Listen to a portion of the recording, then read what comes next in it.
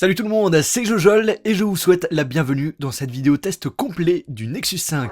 On va parler tout d'abord du design qui est plutôt bien réussi sur ce modèle, il est différent par rapport à l'ancienne génération, le Nexus 4, très sobre et vraiment élégant au regard, vous avez deux coloris au choix, blanc ou noir, j'ai décidé de vous prendre le noir car le derrière a un côté soft touch très agréable au toucher, alors que sur le blanc ce n'est pas pareil, on reste avec une matière plastique qu'on ressent assez rapidement. L'appareil est plutôt léger et fin, 130 grammes avec une épaisseur de 8,59 mm. On a vraiment une très bonne prise en main, on utilise l'appareil très facilement, que ce soit pour naviguer, écrire et jouer. À gauche de l'appareil, vous avez le bouton volume pour augmenter ou baisser le son. Il est en céramique, comme le bouton power qui est juste à droite. Vous le voyez aussi à gauche, vous avez le support pour mettre votre micro SIM. En haut à gauche, vous avez une caméra frontale de 1,3 mégapixels. Au milieu, le haut-parleur qui change de couleur selon votre modèle, blanc pour le blanc, noir pour le noir. Et à droite, vous avez des capteurs. En bas à gauche, vous avez un autre haut-parleur. Justement, on va parler des haut-parleurs. La qualité de son est vraiment bonne. Il n'y a aucun grésillement quand vous le mettez à fond.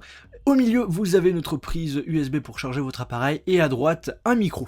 La lumière de notification s'affiche désormais en bas de l'appareil. Dès que vous recevez un message, une notification, la petite lumière s'affiche. On retourne en haut, vous avez une prise mini jack pour brancher vos écouteurs ainsi qu'un deuxième micro. Derrière l'appareil, on a un appareil photo de 8 mégapixels, plutôt imposant avec son flash, le test ça sera plus tard.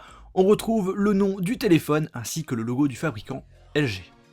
Vous avez les boutons Home, Retour en arrière et le bouton Multitâche qui sont automatiquement intégrés à l'écran tout en bas, c'est-à-dire que vous avez une partie de l'écran qui ne sera pas utilisée totalement, mais sachez que Google n'est pas bête et que pour certaines fonctionnalités comme la lecture d'une vidéo, eh bien l'emplacement où il y a les boutons disparaît automatiquement et apparaît lorsque j'appuie sur l'écran, comme vous le voyez sur la vidéo. On a un écran 4,95 pouces, on va dire 5 pouces avec une résolution de 1920 par 1080 pixels, c'est-à-dire 445 pixels par pouce, qui est tout à fait énorme. On a un écran Full HD avec des couleurs qui sont très fidèles et tout nettes. On a un verre Gorilla Glass 3, donc les dernières générations d'écran, qui est très solide et vraiment résistant aux rayures. Franchement, pour regarder des films en HD et jouer, c'est un régal.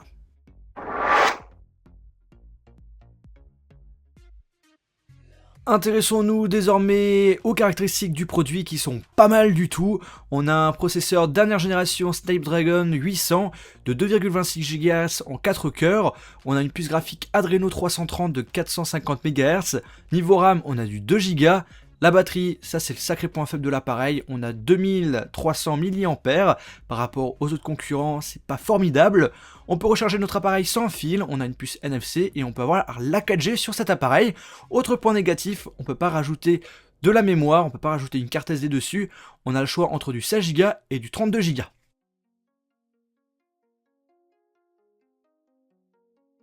On va faire des tests de performance et on va commencer par faire le petit test de démarrage, où là l'appareil va prendre une vingtaine de secondes pour s'allumer.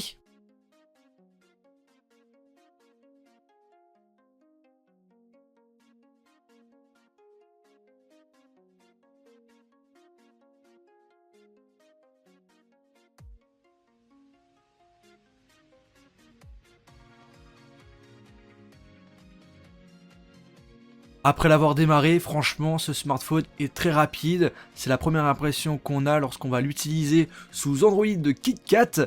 Il est vraiment fluide et rapide pour toutes les tâches que vous allez lui confier. Je vous propose désormais des tests avec des logiciels benchmark. Alors ça vous permet de noter en gros votre appareil et de le comparer avec d'autres téléphones. Après, c'est des logiciels qui sont pas forcément fiables à 100%, mais voici quelques résultats. Avec Antutu, on est au-dessus du S4 et en dessous du G2, le score n'est pas exceptionnel. Mais avec le logiciel 3D Mark, là vous le voyez, en fait, il fait des tests au niveau graphique, au niveau des jeux. Et franchement, c'est une bombe. Je peux pas le négliger. Le score est assez impressionnant. 17 629. Un score qui est supérieur par rapport au G2, au Galaxy S4 ainsi que l'iPad Air et l'iPhone 5S. En gros, vous allez pouvoir utiliser tous les jeux gourmands que vous souhaitez ou les applications qui demandent de la puissance. Tout ça de façon fluide et rapide.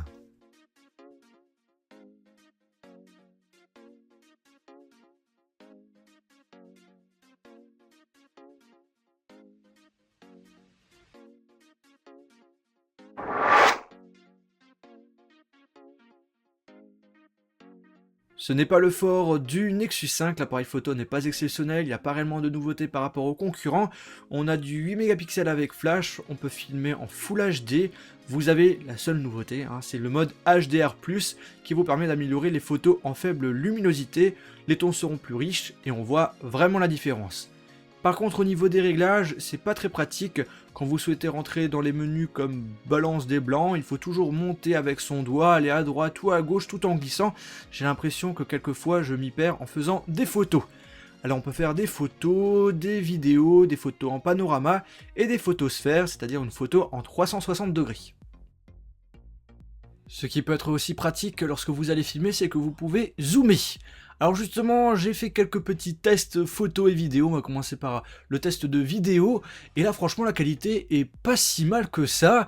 Allez le voir, je vais un peu zoomer sur la maison. Comme ça, vous pouvez voir comment ça donne.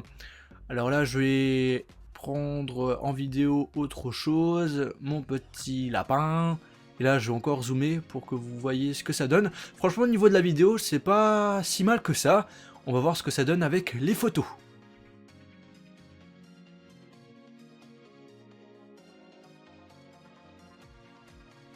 Alors, qu'est-ce que vous en pensez de ces photos? Moi, je trouve qu'en activant l'HDR+, la qualité de photo est vraiment bien différente. On voit bien que la couleur est plus naturelle et surtout plus nette. Qu'est-ce que vous en pensez? N'hésitez pas à laisser un commentaire sous la vidéo pour donner votre point de vue sur ces photos et sur la qualité vidéo. Très élégant et épuré, vous allez apprécier la version Android de 4.4 alias KitKat, malgré le fait qu'il n'y ait pas réellement de changement au niveau de l'interface, c'est surtout la partie système qui a été optimisée. Ce qu'il faut savoir, c'est que vous pouvez modifier tout ce que vous souhaitez sur ce téléphone, en passant par le lock screen, le sprint burn, les applications. Si quelque chose ne vous plaît pas de base, vous pouvez tout changer à votre guise.